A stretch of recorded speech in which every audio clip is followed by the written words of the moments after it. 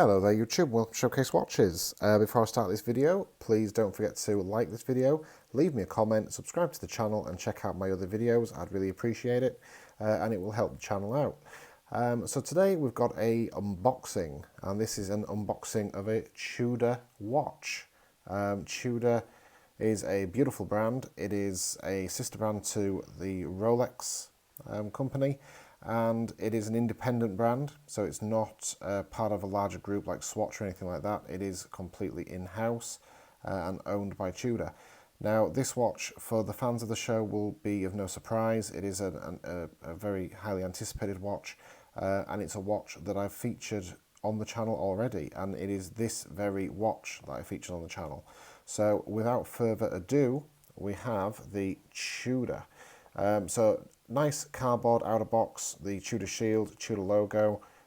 It's a nice glossy box, as you can see. It's a nice quality cardboard outer box. Inside you can see the usual packaging that you'd expect, and within that we see the Tudor inner box, and again a nice quality, the Tudor shield. Now this isn't Patek Philippe standard boxing and packaging, and it's not Omega box and packaging, but it's a nice quality box. Nothing wrong with it whatsoever. At the end of the day, we worry about what's on the inside of the box, and not what the packaging's like. And it's a simplicity that I really appreciate, and it's something I appreciate about Rolex as well. The simplicity of the boxes. You know, it's the quality that's inside the box that matters, not the packaging. But nice packaging is nice to have. So without further ado, we will unveil the Tudor, which is inside, which it'll come as no surprise to many of you. It is the Tudor Black Bay 58 in blue. So there it is. So this is the latest release. This is the Tudor 58, Black Bay 58 in blue, the 39mm divers watch. This watch I did feature on the channel on July 1st.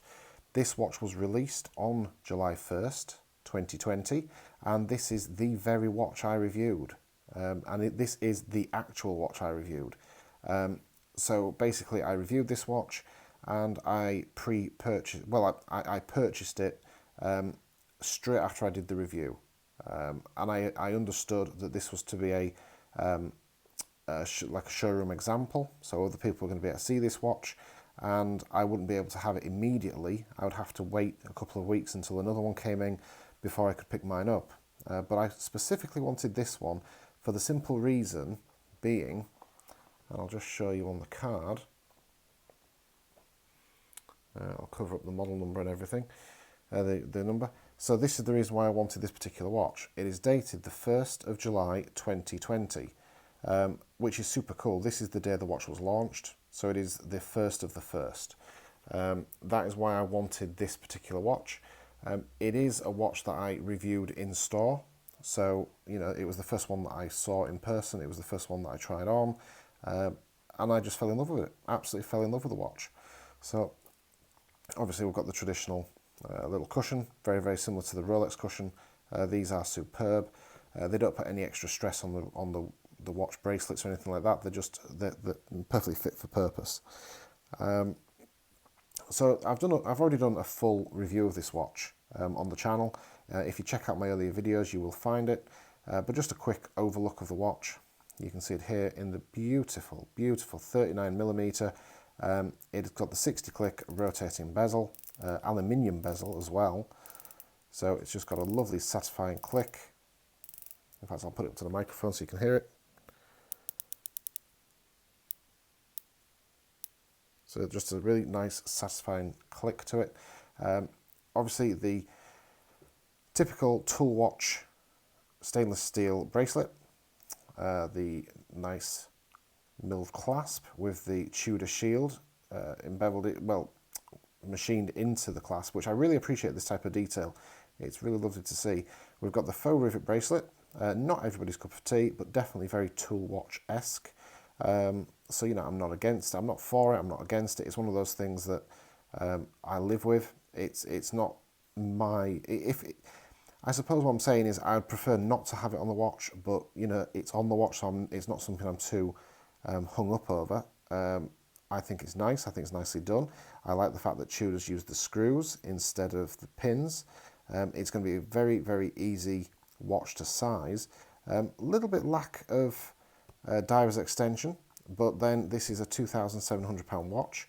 So, you know, realistically speaking, having a diver's extension in there would be a tall order for the price point. You can see in there, you've got the 3 adjustment points for sizing the watch, along with the screws, which makes it very, very easy to size indeed. So yeah, the only criticism of this watch, diver's extension. That would be my one and only criticism. But at £2,700, I wouldn't really expect a diver's extension. So, you know, you can't criticise the brand for not having a diver's extension on a watch at this price point. Having said that, Omega have managed to do it on their Omega Seamasters and their previous Omega Seamasters, so, you know, maybe it could have been done, who knows. Beautiful blue dial, the blue ceramic, the blue matte dial, sapphire crystal, domed sapphire crystal, very vintage-esque. We've got the applied markers with obviously the Superlupa Nova, the snowflake hands, and it's just a beautiful, well laid out dial, very, very symmetrical dial with the no date function or lack of function. This is basically the modern incarnation of the Tudor Submariner, which was famously supplied to the French Navy back in the day. And this is, and you probably can't tell under this light, this colour is nearly a perfect match to the Tudor Submariner of old. So this is the modern incarnation. It's a 200-metre diver's watch. You can see there we've got the triplock crown and the beautiful rose emblem on the screw-down crown, which is beautiful to see. It's a lovely detail. That's the Tudor rose, along with the Tudor crown on the dial. We've got the 3-line text, 200 metres, chronometer, and officially certified. So, and obviously at the bottom there we have, if you can just get it in focus, we have Swiss made. So it's a beautiful watch, absolutely beautiful watch. This watch is going to be my daily wearer. It's going to be the watch that I'm going to wear for work. I'm going to wear it as my everyday watch. It will protect my Rolexes and my bit more higher end watches. This is a tool watch through and through, and I intend to wear it as a tool watch. And I'm going to share my a lot of videos that I do, you will see this watch on my wrist, and I have absolutely no doubt that this watch on the sides is going to get scratched, the clasp's going to get scratched, the bezel might get a bit of patinaing, a few marks on the bezel. Yeah, this is a watch that I'm going to wear. I'm going to wear it, I'm going to enjoy it. At £2,700, it is absolutely phenomenal value for money. It's beautiful, absolutely beautiful. It has taken the watch community by storm. There's been a lot of hype around this watch. I was one of the lucky ones to get one of the first ones. And yeah, absolutely stunning, stunning, stunning watch. Cannot fault it at all, apart from diver's extension would have been nice, or a little bit of micro adjustment. What Tudor do on the Tudor Pelagos, with how they have the clasp with the spring, so it moves with your wrist, I think that is a phenomenal. But me personally, I'd rather pay an extra 100 or two and have a better clasp, or not a better clasp. There's nothing wrong with the clasp. A better sizing on the clasp. So you know, have an internal adjustment. Have some sort of something that when your wrist is expanding in the heat, something that you can alter on the fly. That would be a useful function. But that is my one and only criticism of the watch.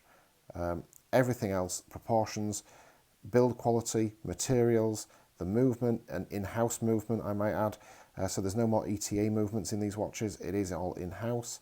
The dimensions, everything about this watch is just perfection. Cannot fault it.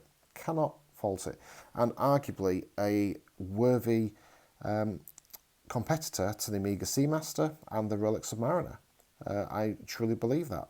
And without a doubt, a superior watch to a Breitling Super Ocean or any Tag Heuer or anything like that. This is definitely a contender to go up against the heavy hitters, the Omega Seamaster and the Rolex Submariner. You could quite easily put the Black Bay 58 in that category as well as one of the competitors for just a fantastic dive watch and a fantastic tool watch.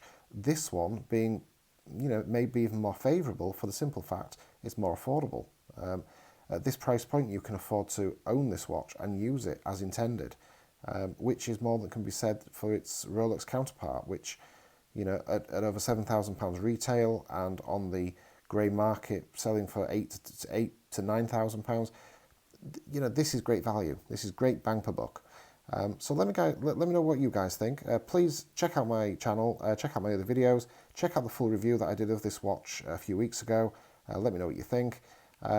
Yeah, I'm absolutely chuffed to bits with this watch. It's beautiful, absolutely beautiful. And you will see a lot of it on my wrist, I have no doubt. So thank you for watching. This is Showcase Watches. Check out my other videos, like and subscribe to the channel. And yeah, I'll see you in the next vid. Take care.